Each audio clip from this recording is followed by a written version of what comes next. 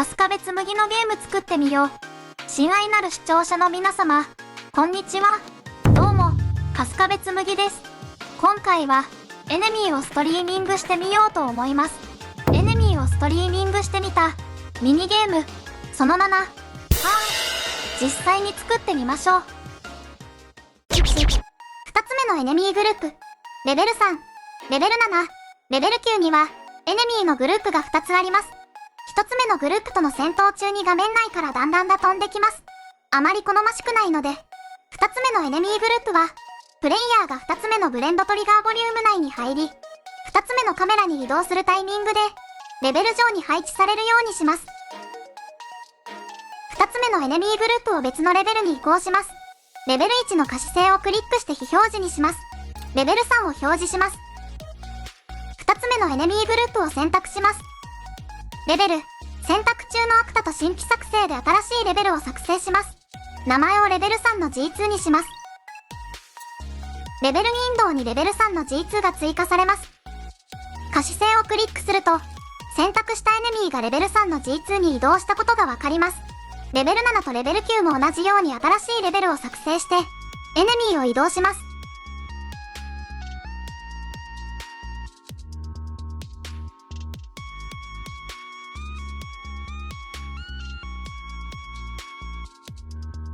ストリーミングボリュームの作成。プレイヤーがオーバーラップすると、レベルをストリーミングするボリュームを作成します。右クリック、ブループリントクラス、アクタ。名前を BT ストリーミングボリュームにします。ファイルを開きます。コンポーネントパネルのプラス追加より、ボックスコリジョンを追加します。名前をボックスコリジョンにします。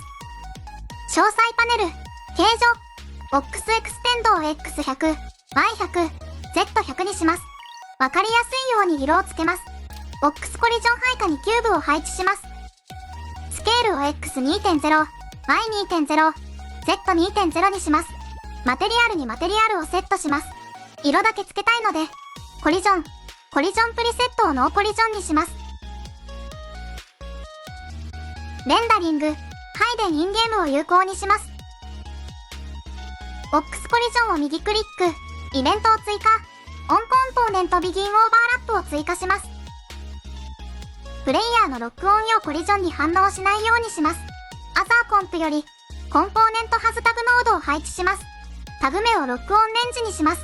コンポーネントハズタグノードより、ブランチノードを配置します。オンコンポーネントビギンオーバーラップノードにつなぎます。タグ名がロックオンレンジであれば、トゥルーに処理が流れ、何もしません。オーバーラップしたのがプレイヤーかどうかを判定します。アザーアクターピンより、DPIFTPS プレイヤーステイト、メッセージノードを配置します。ブランチノードのホールズにつなぎます。イズプレイヤーコントロールドより、ブランチノードを配置します。オーバーラップしたのがプレイヤーであれば、トゥルーに処理が流れます。オーバーラップしたのがプレイヤーであれば、レベルをロードします。ロードストリームレベル、バイオブジェクトリファレンスノードを配置します。ブランチノードのトゥルーにつなぎます。レベルを右クリックして、変数へ昇格します。インスタンス編集可能を有効にします。メイクビジブルアフターロードを有効にします。シュットブロックオンロードを有効にします。コンパイルして保存します。作成した BT ストリーミングボリュームをレベルに配置します。レベル3を現在のレベルにします。BT ストリーミングボリュームをレベルに配置します。詳細パネル、1を X1400、Y0.0、Z400 にします。スケールを X1.0、Y5.0、Z5.0 にします。デフォルト、レベルにレベル3の G2 をセットします。レベル7を現在のレベルにします。レベル3を非表示にします。BT ストリーミングボリュームをレベルに配置します。詳細パネル、1を X1350、Y0.0、Z400 にします。スケールを X1.0、Y5.0、Z5.0 にします。デフォルト、レベルにレベル7の G2 をセットします。レベル9を現在のレベルにします。レベル7を非表示にします。BT ストリーミングボリュームをレベルに配置します。詳細パネル、1を X1300、Y0.0、Z400 にします。スケールを X1.0、Y5.0、Z5.0 にします。デフォルト、レベルにレベル9の G2 をセットします。パーシスタントレベルを現在のレベルにします。レベル9を非表示にします。3、レベルのアンロード。ロードしたエネミーグループを次のレベルを開くときにアンロードします。次のレベルを開くのは BT レベルリダイレクトなので、BT レベルリダイレクトを開きます。カスタムイベント EV エネミーグループアンロードを作成します。シークエンスノードをつなぎます。エネミーグループがあれば、エネミーグループのレベルをアンロードします。ゲットストリーミングレベルノードを配置します。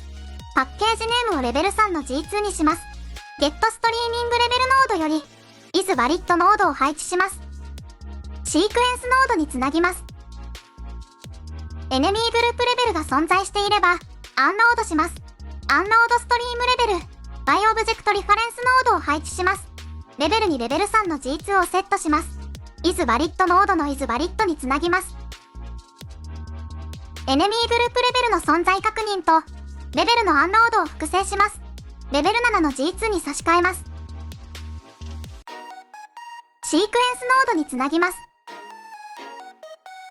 エネミーグループレベルの存在確認と、レベルのアンロードを複製します。レベル9の G2 に差し替えます。シークエンスノードにつなぎます。レベルリダイレクトで次のレベルを開くときに、エネミーグループレベルをアンロードします。アンローディングレベルズで EV エネミーグループアンロードを呼び出します。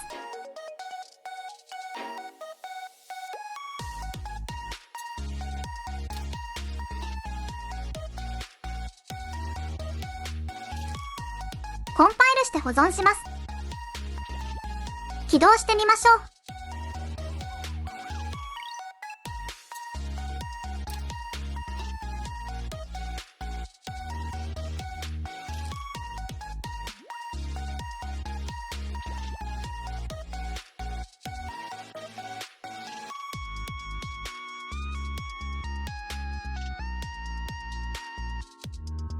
一つ目のグループとの戦闘中に画面内から弾丸は飛んできませんね。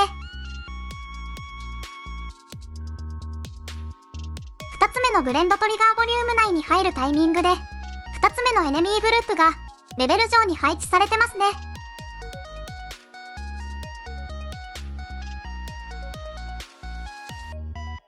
次のレベルが開かれるとアンロードされましたね。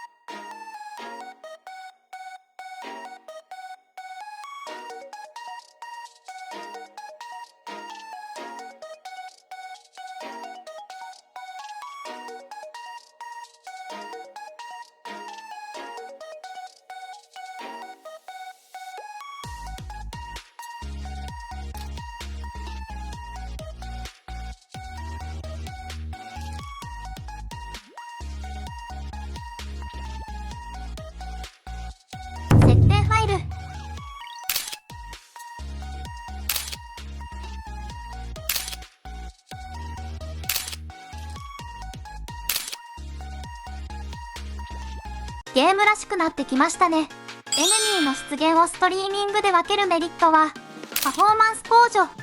必要なデータのみをロードし、リソースの消費を抑えることで、処理負荷を軽減します。ロード時間の短縮。ゲーム開始時に全てのエネミーをロードするのではなく、必要なタイミングでロードすることで、スムーズなプレイが可能になります。メモリの最適化。不要なデータをメモリに保持せず、リアルタイムで管理することで、限られたメモリ領域を効率的に活用できます。ゲーム規模の拡張。より多くの種類のエネミーを配置しながらも、パフォーマンスの低下を抑制できるため、大規模なゲーム開発がしやすくなります。動的なゲーム体験。プレイヤーの進行状況に応じてエネミーをロード、アンロードできるため、状況に応じた戦略的な敵配置が可能になります。ストレージ負荷の軽減。必要な部分だけをロードするため、ゲームデータのストレージ使用を最適化できます。だそうです。はい、それでは、今回の動画はここで終わります。興味がある人は高評価とチャンネル登録お願いします。じゃあ、バイバイ。